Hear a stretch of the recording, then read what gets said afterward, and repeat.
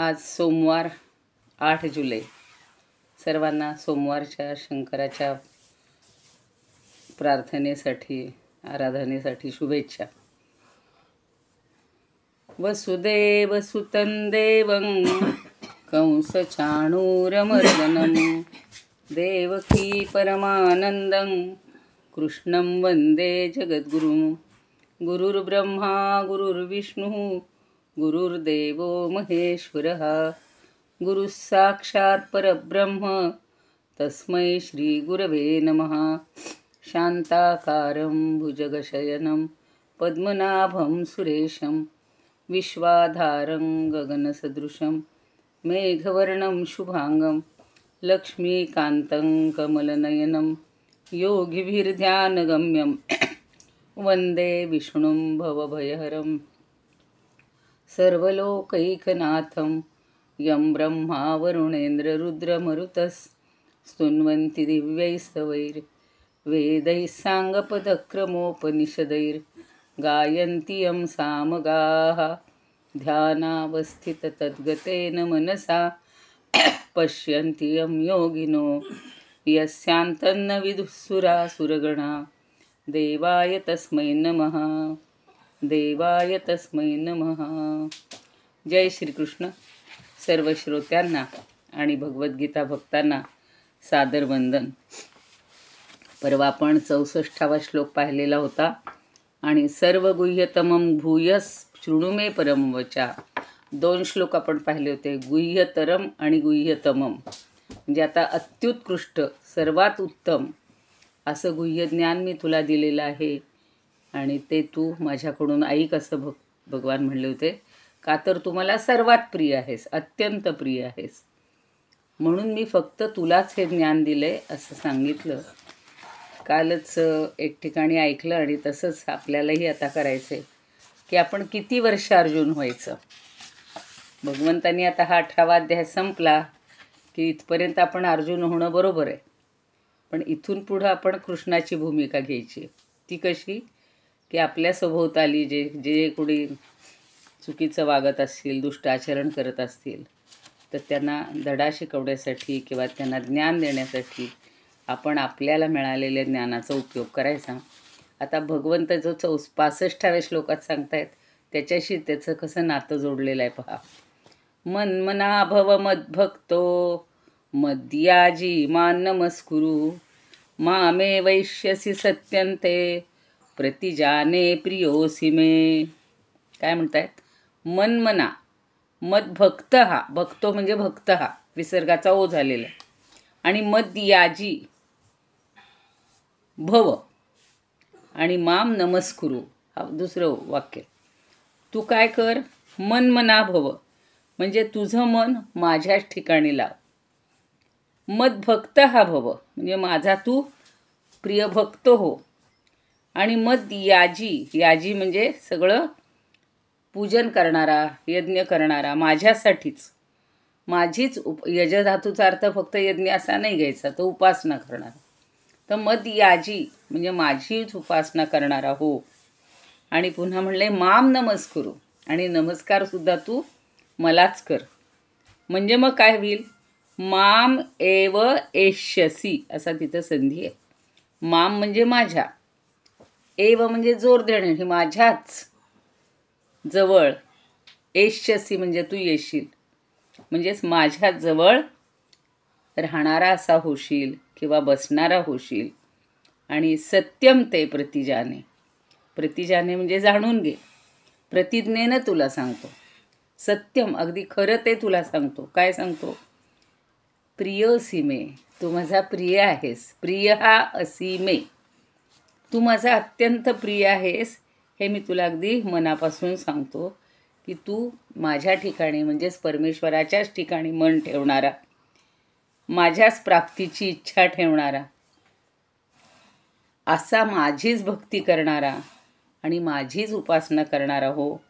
मलाच नमस्कार कर, म्हणजे तू मलाच म्हणजे परमेश्वरालाच प्राप्त होशील. हे तुला मी अगदी प्रतिज्ञेनं किंवा अगदी निश्चयानं सांगतो, कारण तू मला अत्यंत प्रिय आहेस, म्हणजेच माझं तुझ्यावर अतिशय प्रेम आहे. आता बघा अगदी मन्मना भव मत बघतो. खूपदा आपल्यालाही असं वाटतं बघा, आपण एखाद्या आज आता सोमवार तर समजा काही जण शंकराची आराधना करत असतात, पण त्यावेळेला मन कुठंतरी इकडं तिकडं विचलित नकळत होत असतं. तर ते व्हायला नाही पाहिजे. फक्त भगवंताच्या ठिकाणी आपलं मन पाहिजे. विनोबाजी म्हणतात, प्रेमाने ध्यास घेऊनी यजी मज नमी मज, प्रिय तू मिळशी प्रिय तू मिळशी माते. मिळशी म्हणजे मिळशील, माते म्हणजे मला. प्रतिज्ञा जाण सत्य ही, तू मला प्रिय आहेस. थोडक्यात सांगतात विनोबाजी, अगदी मोजक्या शब्दात छान सांगतात की प्रेमाने ध्यास घेऊन यजी मज. तर त्या यजीचा अर्थ तुम्हाला पाहिजे तो घ्या. यज्ञ कर, उपासना कर, भक्ती कर.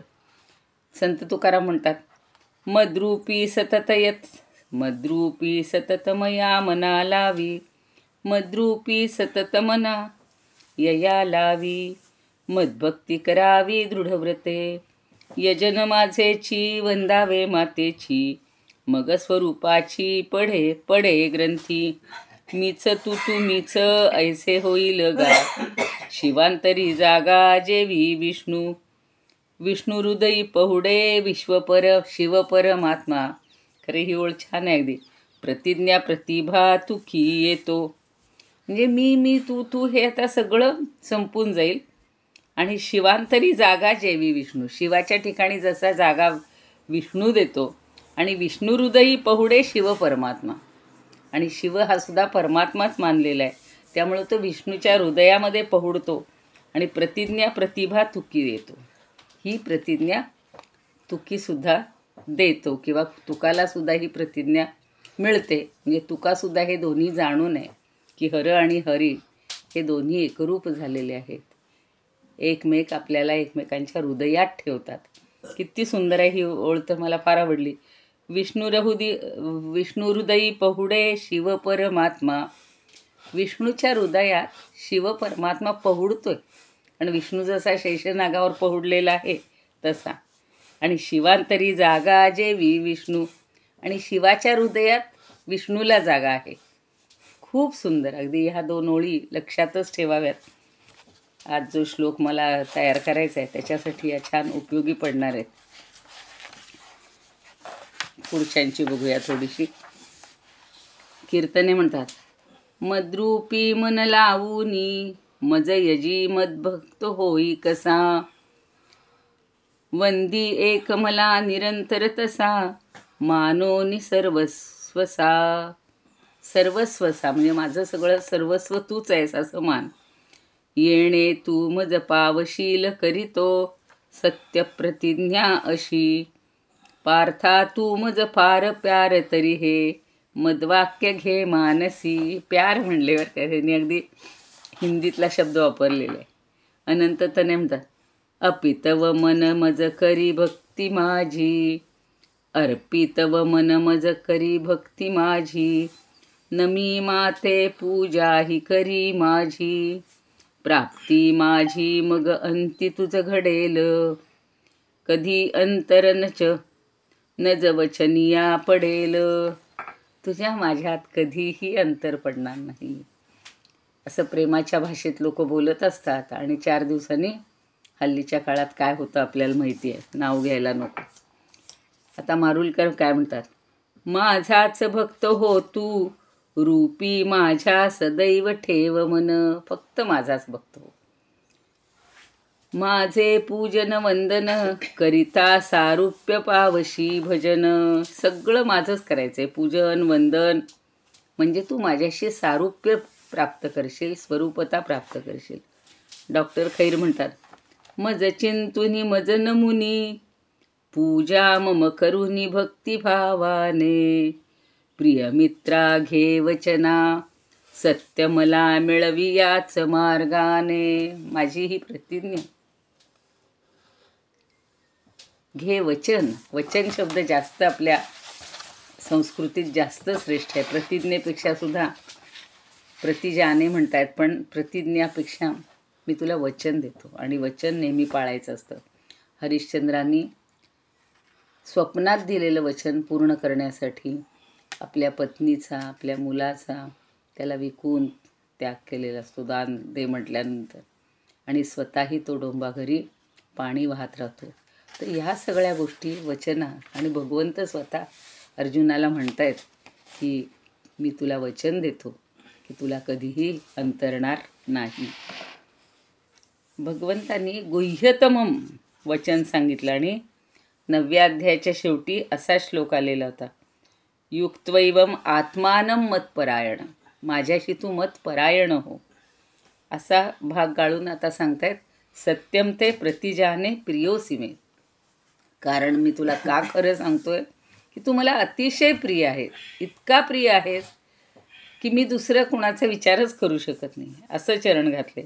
आणि एवम आत्मानं युक्त्वा मतपरायण मामेव येष्यसी, म्हणजे माझ्याशी एकरूप होऊन तू माझ्या प्रतीच येशील, माझ्याजवळच येशील, असं सांगितल्यामुळं आत्मरूपानं माझ्याशी एकरूप झालास की तू मला येऊन मिळशील. आणि नंतरच्या चरणात भगवंत म्हणतायत, तुला प्रतिज्ञेनं सांगतो, किती अगदी त्याला पटवून देता येते, कारण तू मला प्रिय आहेस. म्हणजे 9व्या अध्याय इतकाच हा श्लोक. आता सगळ्या अध्यायांची अशी संगती आपल्या लक्षात येते की तिथंही सांगितली होती फलश्रुती, आता इथंही फलश्रुतीच सांगतायत की तू मला प्रिय आहेस, अत्यंत लाडका आहेस, म्हणून मी तुला सांगतोय की तू माझ्याशीच एकरूप हो. आणि अर्जुन जर भगवंताच्या म्हणण्याप्रमाणे वागला तर त्याच्या मोक्षाची मुक्तीची जबाबदारी घ्यायला स्वतः भगवंत आहेत, हे त्यांच्या लक्षावरून येतं. ज्ञानदेव म्हणतात बघा, तरी बाह्य आणि अंतरा आपुलिया सर्व व्यापारा मज व्यापका ते वीरा विषया करी. म्हणजे भगवंत सांगतायत की मी जो मंत्र सांगितलेला आहे त्या मंत्राचा, उपासनेचा ज्ञानदेवांनी एका ओवीत अर्थ सांगितला आहे की बाह्य आणि अंतर असे सगळे व्यापार, बघा ना, बाह्य व्यापार आपले दिवसभरात किती चालतात, आयुष्यभर तर किती असते, ते केवळ माझाच विषय कर. आणि असं भगवंताचं म्हणणं आहे, व्यापार म्हणजे फक्त पैशांची देवघेव नव्हे, नफा तोटा एवढंच नव्हे, तर व्यापारचा अर्थ प्रत्येक हालचाल, पश्यन शृण्वन स्पृशन जिघ्रन, सगळ्या हालचाली या सगळ्या भगवंताला अर्पण करायच्या आहेत. सगळं चिंतन हे भगवंतासाठीच करायचं आहे. म्हणजे शरीरानं जी कृती करू आणि मनानं जे चिंतन करू, मनन करू, डोळ्यांनी जे पाहू, कानांनी जे ऐकू, नाकाने जे वास घेऊ, आणि अंगाला जो सहज स्पर्श होतो आणि जिव्हेला सहज चव कळते, हातापायांची जी हालचाल होते, या सगळ्या गोष्टी व्यापारामध्ये येतात. आणि हे सगळे बाह्य व्यापार झाले. आणि आता आंतरिक व्यापार पुन्हा आहेत. आपण नाकाने श्वासोच्छ्वास घेतो, अन्नाचं सेवन केल्यावर पचन होतं, त्याचं रक्त तयार होतं, रक्ताचं अभिसरण होतं, सर्व शरीरापर्यंत पोहोचतं, रक्तशुद्धी होते. असे सगळे अंतर्गत व्यापार आपल्याला जे दिसत नाहीत. आणि मनानं चिंतन सारखं, बघा, मन सारखं भरकटत असतं, रोजच्या गोष्टीमध्ये आपण चिंतन करत असतो, मनन करतो, बुद्धीत संकल्प करते, योजना करते, अहंकाराचं कर्तृत्व, हे सगळं आंतरिक आणि सूक्ष्म व्यापार आहेत. आणि म्हणून भगवंत म्हणतायत ज्ञानदेवांच्या भाषेत की बाह्य आणि आंतरिक सर्व व्यापाराला तू माझा विषय कर. विषय कर म्हणायचं म्हणजे एरवी आपण विषय हा वाईट अर्थाने घेतो की विषम याती किंवा विषम लाती इति विषय, हा विषासारखे जे होतात ते विषय, पण इथे फक्त भगवंताचा विषय आणि तो दूषित नाही. कारण विषय हा शब्द चांगल्या अर्थाने इथं घेतलेला आहे की फक्त माझ्याच ठिकाणी तू तुझं मन, सगळं जे करायचं ते भगवंतासाठी, वास घ्यायचा आहे भगवंतासाठी, कानानं ऐकायचं भगवंतासाठी. म्हणजे म्हणून सांगितले बघा, श्रवणम कीर्तनम विष्णू स्मरणम पादसेवनम, ज्या नवभक्ती आहेत त्या सगळ्या भगवंतासाठीच करायच्या आहेत. आणि अहंकार जो आहे तो मात्र काढून टाकायचा आहे. शंकराचार्य म्हणतात, तू माझ्यामध्येच लक्ष देणारा हो, अर्थात माझ्यातच चित्त ठेवणारा हो, आणि माझा भक्त आणि माझी भक्ती करणारा हो, आणि माझं पूजन करणारा हो. सगळ्या गोष्टी तू माझ्यासाठीच कर. तू मला नमस्कार कर, मलाच केवळ नमस्कार करणारा हो. या प्रकारे मी वासुदेव, त्यामध्ये संपूर्ण साध्य आणि साधन याचं प्रयोजन यांना पूर्णपणे करणारा होऊन मलाच प्राप्त होशील. आपलं साधन वेगळं असतं आणि साध्य वेगळं असतं. इथं दोन्ही भगवंतालाच करा म्हणतात. आणि या विषयाबद्दल तुला मी सत्य सांगतो की तू मला अतिशय प्रिय आहेस. आणि हे सांगण्याचा अभिप्राय असा आहे की या प्रकारे भगवंताला सत्य प्रतिज्ञा असल्याचे जाणून त्याप्रमाणे भगवत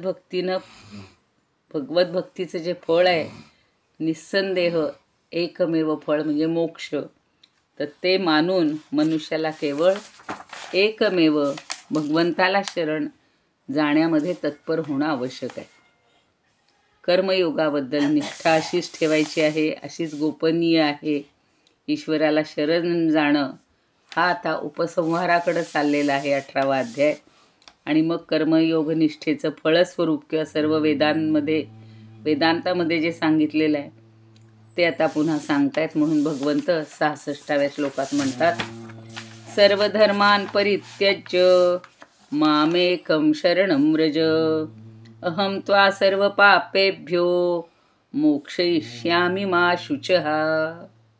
अगदी महत्त्वाचा श्लोक की सर्व धर्मान परित्यज्य. आत्ता सांगितलं सगळे व्यापार सोडून दे, सगळं माझ्यासाठी तू मलाच अर्पण कर. आणि आता म्हणतायत सर्व धर्मान परित्यज्य. परित्यज्य म्हणजे त्याग कर, सोडून दे, पूर्णपणे सोडून दे. जसं परीक्षा, परी म्हणजे सर्व बाजूनी, इक्षा म्हणजे पाहणे, ईक्षण. सर्व बाजूनी पाहायचं म्हणजे कॉपी करायची नाही.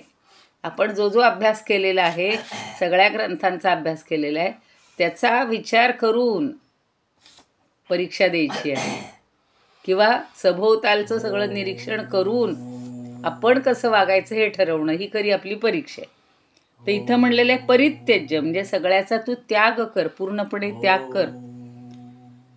आणि माम एकम शरणं व्रज. पुन्हा पुन्हा सांगतायत की मला एकट्याला तू शरण ये. शरण जा म्हणजे काय? शरण ये. मला एकट्याला शरण जा म्हणजे कुणाला तरी जा असा अर्थ होतो, पण मलाच एकट्याला शरण ये असा अर्थ आपण जास्त घेऊया. व्रजचा अर्थ जा. अहम त्वा सर्व पापेभ्यो मोक्षयिष्यामि मा शुचः. त्वा म्हणजे तुला, अहम म्हणजे मी, सर्व पापेभ्यो मोक्षयिष्यामि, सगळ्या पापापासून मी मुक्त करीन. मा शुचः, शोक करूच नकोस. आत्ता जे तुला वाटतंय की माझ्या सगळ्या बांधवांना, माझ्या मित्रांना, माझ्या आजोबांना, माझ्या काकांना, माझ्या गुरूंना, माझ्या पितामहांना, आजोबांना मारून मला केवढं मोठं पाप लागणार आहे. हे जे मी पण आहे ना, हा पहिला सोडून दे. आणि तुला जरी पाप लागलं तरी सुद्धा त्याच्याबद्दल शोक करू नकोस. कारण आपण सगळं 10व्या 11व्या अध्यायात पाहिलेलं आहे की सगळं भगवंत करतायत. निमित्त मात्रम भव सव्यसाचिन हे तिथंही सांगितलेलं आहे. आणि आताही सांगतायत की तू अजिबात शोक करू नकोस. धर्मा सोडून सर्व तू शरण जा, एका मला अर्जुना, पापातूनच सोडवीन तुझ मी, वाया करू शोक ना. वाया म्हणजे व्यर्थ. तू व्यर्थ शोक करूच नकोस.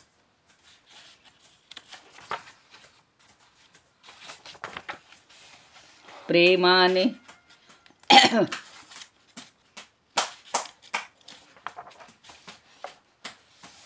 सगळे धर्म सोडूनी एका शरण ये मज, जाळीन सर्व मी पापे तुझी शोक करू नको.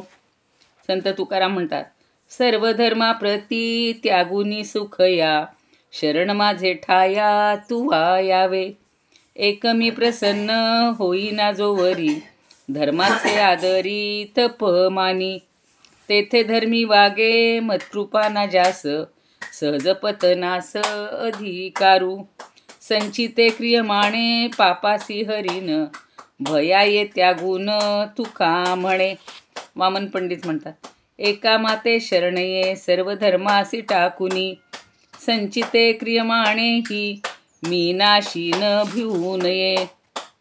मुक्तेश्वर म्हणतात, सर्व धर्माते त्यजुनी मज एकासी शरण होऊनी, संचित क्रियमाण जाणोनी मी सर्व नाशिन भिवू नको. ते स्वामींचं वाक्य असतं बघा, भिवू नको, मी तुझ्या पाठीशी आहे. आणि असं तो हात दाखवलेला असतो. ते चित्र आत्ता माझ्या डोळ्यासमोर आलं की भगवंत त्यांच्या रूपानं त्यांना सांगतात की तू भिवू नकोस. सगळ्या भक्तांना सांगतात मी तुझ्या पाठीशी आहे. तसं भगवंत आता इथं सांगतायत अर्जुनाला की तू भिवू नकोस, मी तुझ्याच पाठीशी आहे. एखादं घेऊया कोणाच तरी. सर्व धर्म टाकून रीघ शरण मज एकट्याला, नको करू दुःख कसलेही, सर्व पापी सोडीन तुला. मोरोपंत म्हणतात, टाकून सर्व ही धर्मा, एक्या मातेची शरण ये युक्त. न करी खेद मनी तू, करीतो मी सर्व पाप निर्मुक्त. तुलसीदास म्हणतात, सब धर्म नको त्यागिके, मोसरन तू आय. मोसरन म्हणजे मला शरण तू ये. दूरी करो सब पाप ही, पाप हो शोक तजो या भाय. आणि प्रज्ञानानंद म्हणतात, सर्व ही धर्मा टाकुनी एक मला शरण ये सद्भावे. क्रियामाणा आणि संचित पापा, नाशिन चिमी ना भ्यावे. तुझ्या क्रियमाण संचित सगळ्या प्रकारची जी पापं असतील, आत्ता करत असलेली, साठलेली, पूर्वीची, पूर्वजन्मीची जी सगळी पापं असतील ना, ती मी तुला त्याच्यापासून मुक्त करीन. शंकराचार्य म्हणतात, सर्व धर्मांना, कर्तव्य कर्मांना टाकून देऊन केवळ मला शक्तिमान परमेश्वराला शरण ये. मी तुला सगळ्या पापांपासून मुक्त करीन. कठोपनिषदात म्हटलंय बघा, ना विरतो दुश्चरितात, दुराचरणापासून जो कधीही बाजूला झाला नाही. त्यज धर्मम अधर्मंच. महाभारतात शांतीपर्वात म्हणले की धर्म आणि अधर्म या दोघांचाही त्याग कर. आणि सर्व धर्मांना सोडून सर्व धर्मांचा संन्यास घेऊन मला एकट्याला शरण ये. म्हणजेच मी सर्वांचा आत्मा आहे. सर्व प्राणीमात्रांच्या अंतःकरणात मी समभावाने राहतो. असा मी अच्युत गर्भ, ज्याचा गर्भ कधी अच्युत होत नाही, असा अच्युत. म्हणजे जन्म जरा आणि मरण यापासून मी मुक्त आहे, म्हणून मला शरण ये. तू कुठल्या तरी नष्ट पावणाऱ्या एखाद्या व्यक्तीला, तुझ्या मित्राला, कोणाला, गुरूंना जरी शरण गेलास तरीसुद्धा मी अच्युत आहे. मी कधीही च्युत होणार नाही आहे. मला जन्ममरण नाही आहे. त्यामुळे तू मला एकट्याला शरण ये. कारण परमेश्वराशिवाय अन्य काहीही नाही असा निश्चय कर. माम एकम शरणम व्रज. आणि असा निश्चय करणाऱ्या तुला मी माझं स्वरूप दाखवून धर्म अधर्म यांच्या बंधनातून, यांच्या पापापासून मुक्त करीन. असं मी तुला सगळं आधी सांगितलेलं आहे. 10व्या अध्यायात ते सांगितले. नाशयाम्यात्मभावस्थो ज्ञानदीपेन भास्वता. म्हणजे ज्याच्या अंतःकरणात अज्ञानजनित अहंकार ज्ञानरूपी दिव्याच्या प्रकाशाने नाहीसा होतो. ज्ञान आलं आहे, आता तुला ज्ञान झालंय की मी एकमेव मीच आहे. आणि म्हणून तू शोक करू नकोस, चिंता करू नकोस. इथे आता सगळ्या गीताशास्त्राचा विस्तार संपलेला आहे. जो विचार सांगण्यात आला त्याचा उपसंहार आता आचार्य पुढं करणार आहेत. आणि सगळ्या गीताशास्त्राचं तात्पर्य आणि संदेश या अभिप्रायात आचार्यांनी समाविष्ट केलेला आहे. म्हणजे गीताशास्त्र काय सांगतं तर परमकल्याण, मोक्षाचं साधन म्हणजे ज्ञान आहे. कर्म, ज्ञान आणि कर्म ह्या दोन्ही गोष्टी इथं आहेत. आणि अशा प्रकारची शंका आपल्या मनात कधी येऊ नये. कारण पूर्वपक्षी बरेच शंका घेतात. पण भगवंतांनी सांगितले कर्मण्येवाधिकार असते ना. आता पुन्हा काय म्हणतोयस की कर्मापुरताच तुझा अधिकार आहे आणि तू कर्मच कर. आणि आता का म्हणताय मला शरण ये. ते याच्या आधी सांगितलं की सगळं मला अर्पण कर, मन मनाभव, सगळी कर्म सगळं मला अर्पण कर असं सांगितलेलं आहे.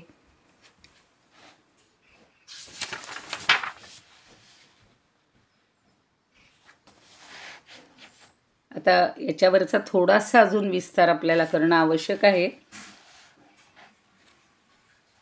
की नाण्याला जशी छापाची आणि काट्याची दोन्ही बाजू असते. तसं आपण करत असताना काही गोष्टी आपल्या हातून चांगल्या घडल्या, काही आपल्या हातून वाईट घडल्या. पण आता जर एकदा आपण भगवंताशी समरस झालो, एकरूप झालो, तर त्या सगळ्याचा भार स्वतः भगवंत स्वतःवर घेत आहेत. आणि म्हणून आपल्याला याचे निरनिराळे दृष्टांत अजून काही पाहता येतील. मी आज इथेच विराम देणार आहे. योगेशं सच्चिदानंदं वासुदेवं व्रजप्रियं धर्मसंस्थापकं वीरं कृष्णं वन्दे जगद्गुरुं. कृष्णाय वासुदेवाय हरये परमात्मने प्रणतः क्लेशनाशाय गोविंदाय नमो नमः. ॐ पूर्णमदः पूर्णमिदं पूर्णात् पूर्णमुदच्यते पूर्णस्य पूर्णमादाय पूर्णमेवावशिष्यते. ॐ शान्तिः शान्तिः शान्तिः.